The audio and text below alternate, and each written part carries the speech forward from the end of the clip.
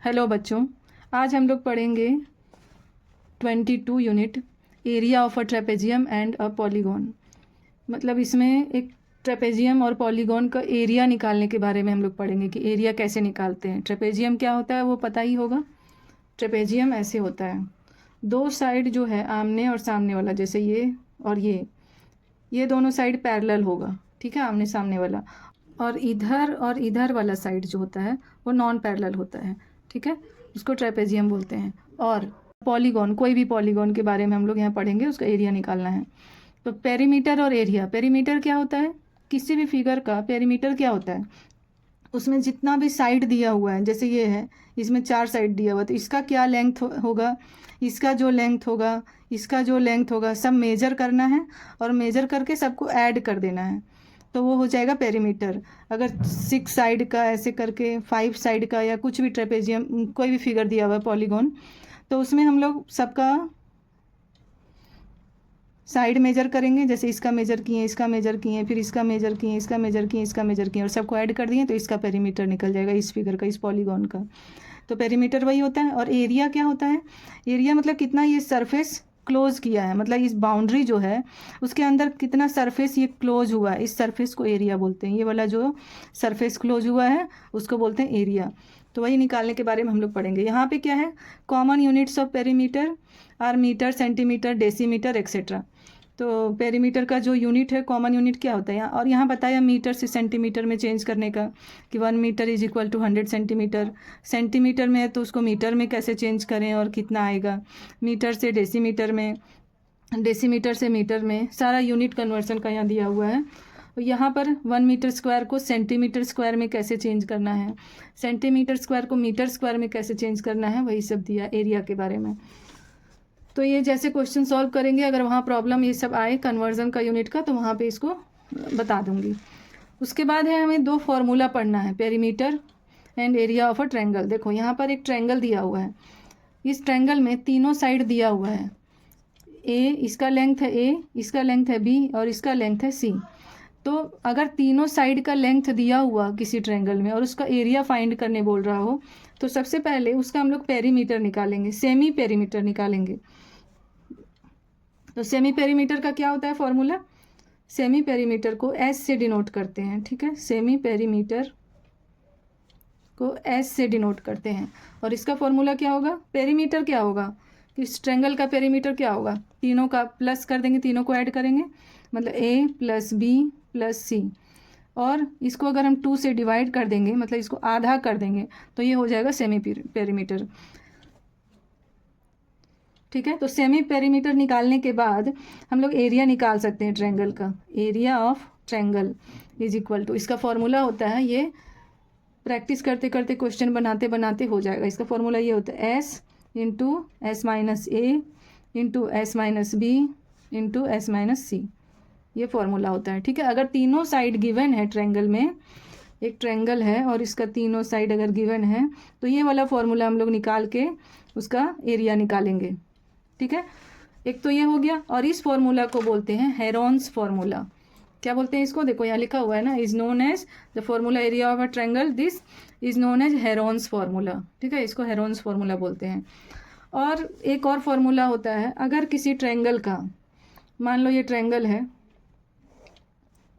इसका बेस दिया हुआ है, ये वाला दिया हुआ है बेस, और हाइट दिया हुआ है, हाइट मतलब ये वाला, ये ट्रायंगल का हाइट नहीं होता है, ये तो स्लैंट हो गया ना, ऐसे स्लैंट हो गया।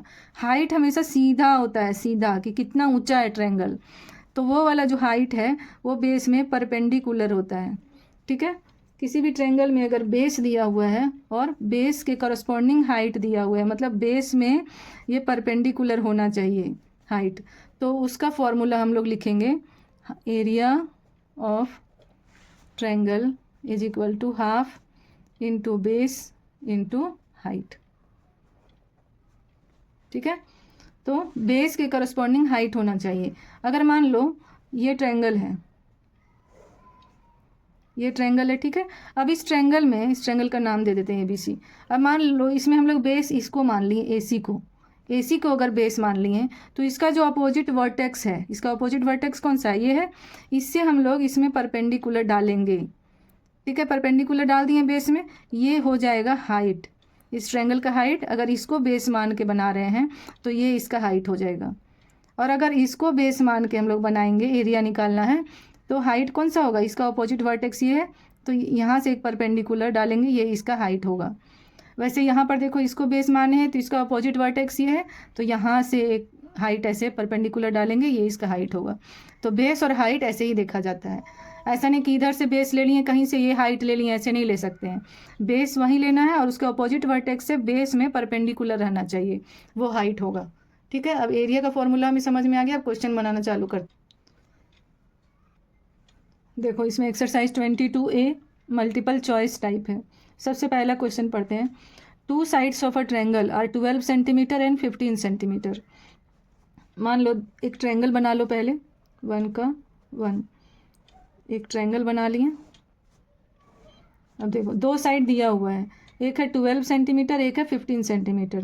तो इसको हम मान लेते हैं 15 सेंटीमीटर और इसको मान लेते हैं 12 सेंटीमीटर। ठीक है, if the height of the triangle corresponding to 12 centimetre side, 12 centimetre side ये है, तो इसका कॉरस्पॉन्डिंग में हाइट, मतलब इसका अपोजिट वर्टेक्स जो है वहाँ से हम इसमें परपेंडिकुलर डालेंगे। तो ये जो हाइट है वो दिया हुआ है इस 10 सेंटीमीटर, ये 10 सेंटीमीटर दिया हुआ है। ठीक है, then the height of the triangle corresponding to 15 centimetre side is, मतलब ये वाला हाइट निकालने बोला, ये 15 सेंटीमीटर साइड है, इसका करस्पॉन्डिंग में जो हाइट होगा, मतलब इसका अपोजिट वर्टेक्स ये है, यहाँ से हम इसमें एक परपेंडिकुलर डालेंगे ऐसे, तो ये वाला हाइट कितना होगा, यही कैलकुलेट करने बोला है। समझ में आ गया क्वेश्चन। अब इसको हम लोग नेमिंग कर देते हैं ABC, यहाँ पे परपेंडिकुलर को D नाम दे देते हैं, इधर से E दे देते हैं। तो अभी देखो, हम लोग को ये वाला हाइट निकालने बोला है, तो ये जो हाइट दिया हुआ है इसका पहले यूज़ करते हैं। ये हाइट दिया हुआ है, बेस भी दिया हुआ है। अब बेस और हाइट जब गिवन है तो हम लोग एरिया तो फाइंड कर सकते हैं, इस ट्रायंगल का एरिया। अब इधर हाइट से निकालें या इधर से निकालें, एरिया ट्रायंगल का तो सेम ही होगा ना, ये थोड़ी ना एरिया बड़ा हो जाएगा या छोटा हो जाएगा, एरिया तो सेम ही रहेगा। तो पहले हम लोग एरिया ऑफ ट्रायंगल निकाल लेते हैं। एरिया ऑफ ट्रायंगल, यहाँ पे कौन सा फॉर्मूला लगाएंगे, half into base into height, मतलब B इंटू H लिख दिए शॉर्ट फॉर्म में। क्यों, क्योंकि यहाँ मेरा बेस और हाइट गिवन है, तीनों साइड नहीं पता है। तो यहाँ हाफ और बेस क्या है 12, देखो 12 है, और हाइट क्या है 10 है। इसको 2 5 जा 10, 12 5 जा 60 सेंटीमीटर एरिया आ गया स्क्वायर। स्क्वायर क्यों, क्योंकि यहाँ 12 के साथ भी सेंटीमीटर है, 10 के साथ भी सेंटीमीटर है, तो सेंटीमीटर इंटू सेंटीमीटर क्या हो जाएगा स्क्वायर, तो 60 सेंटीमीटर स्क्वायर आ गया इसका एरिया। अब इधर से अगर हम लोग एरिया निकालेंगे, एरिया ऑफ ट्रायंगल, देखो area of triangle if AB is taken as base. अगर हम लोग AB को बेस लेते हैं, यहाँ पर हम लोग बेस किसको लिए थे, BC को, यहाँ लिख दो पहले, if BC is taken as base. अगर हम लोग BC को बेस बनाते हैं तो एरिया ऑफ ट्रायंगल ये आया। अब अगर हम लोग AB को बेस बनाते हैं तो एरिया क्या आएगा, इसका भी तो फॉर्मूला वही होगा, half into base into height. अब यहाँ पे देखो, एरिया भी हमें पता है, यहाँ पर बेस क्या है AB, यहाँ पे बेस AB है तो AB लिखो, और हाइट यहाँ पे क्या है EC, तो EC लिखते हैं। ठीक है, हाइट EC लिखते हैं, यही निकालना है EC हमें। अब एरिया तो हमें यहाँ पता है, पहले से मैंने निकाल के हम लोगों ने रखा है 60 सेंटीमीटर स्क्वायर, क्योंकि एरिया तो ट्रायंगल का सेम ही रहेगा, जो यहाँ निकला या इधर से हम कैलकुलेट करेंगे, एरिया सेम होगा, तो एरिया की जगह में 60 बैठा सकते हैं, is equal to half into base AB है, AB में बेस क्या है 15 दिया हुआ है, और EC हमें नहीं पता है, EC ही फाइंड करना है। बस हो गया, अब इसको सॉल्व करना है, आंसर आ जाएगा। इसको सॉल्व कैसे करें, क्रॉस मल्टीप्लिकेशन कर लेते हैं, या तो पहले इसको अच्छे से लिख देते हैं, तब समझ में आएगा कैसे क्रॉस मल्टीप्लिकेशन हुआ है। ठीक है, ये बाई 2 है, अब यहाँ 2 इधर इंटू हो जाएगा, 60 into 2 is equal to 15 into EC। This implies EC is equal to 60 into 2 by 15। अब काटो, 5 से 5 3 जा 15, 5 1 जा 5, 5 2 जा 10, 3 4 जा 12, इसका EC का आ गया 8 सेंटीमीटर। इसका आंसर आ गया 8 सेंटीमीटर, अब यहाँ देखो, यहाँ पे कौन सा ऑप्शन होगा, सी ऑप्शन होगा इसका आंसर। ये है multiple choice type objective type का क्वेश्चन है, बट इसको बनाना पड़ेगा अच्छे से, नहीं तो इसका आंसर नहीं आएगा। चलो अब नेक्स्ट बनाते हैं 2 नंबर। 2 नंबर में है the base of a right angle triangle, यहाँ पे राइट एंगल ट्रेंगल का बात हो रहा है, is 8 centimetre and it's hypotenuse is 10 centimetre, the area of the triangle is.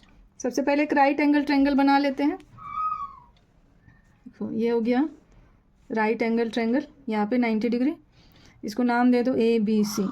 अब राइट एंगल ट्रेंगल में इसका बेस दिया हुआ 8 सेंटीमीटर, ये बेस है, हाइपोटेन्यूस दिया हुआ है 10 सेंटीमीटर, ये हाइपोटेन्यूस दिया हुआ है। अब हमें निकालना है area of triangle. Area of triangle के लिए क्या चाहिए, बेस चाहिए और हाइट चाहिए। हाइट तो दिया हुआ नहीं है, तो सबसे पहले हम लोग क्या करेंगे, हाइट कैलकुलेट करेंगे। तो हाइट कैलकुलेट करने के लिए, ये एक राइट एंगल ट्रेंगल है, राइट एंगल ट्रेंगल में पाइथागोरस थ्योरम होता है। According to Pythagoras theorem,